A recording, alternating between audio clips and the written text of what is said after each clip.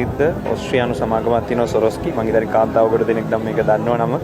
මේ සමාගම ඉතා වටිනා දුර්ලභ පලිඟුවක් මේ චූඩාමාණිකේ කැටයම් කරන්න සපය ගන්නවා. මේ සමාගම සතුව තියෙන මේ අති නවීන තාක්ෂණික උපකරණ මෙවලම් වලින් බොහොම ලස්සනට උපමට්ටම් කරනවා. චූඩාමාණිකයට සම්බන්ධ මේ පාදම නව තාක්ෂණික ක්‍රම භාවිතා කරලා රන් පාදමක් මේ නිර්මාණය කරලා තියෙනවා. ඒ කියන්නේ කිලෝ 60ක් වන මාණික්කේ බර දරා ගන්න පුළුවන් වෙන විදිහක් තමයි මේක නිර්මාණය කරන්නේ. ඒ ස්වභාවික නිල් මැණික්, ඒ කියන්නේ බ්ලූ සෆයර්ස්, ඒ වගේම රතු මැණික්, රෙඩ් රූබීස් ඔක්කොම මැණික් ගල් 5320ක් යොදාගෙන තියෙනවා නිර්මාණයට. පිරිසුදු රත්තරන් කිලෝ 28කට වඩා මේ නිර්මාණයට යොදාගෙන තියෙනවා. පාදම අඩි 3කින් උසයි. ඔබට පේනවා සිංගප්පූරුවේ තියෙන ප්‍රසිද්ධ සමාගමකට තමයි බාර දුන්නේ.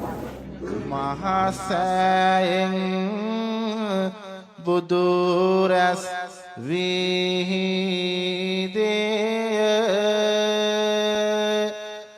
නමදිමු නමදිමු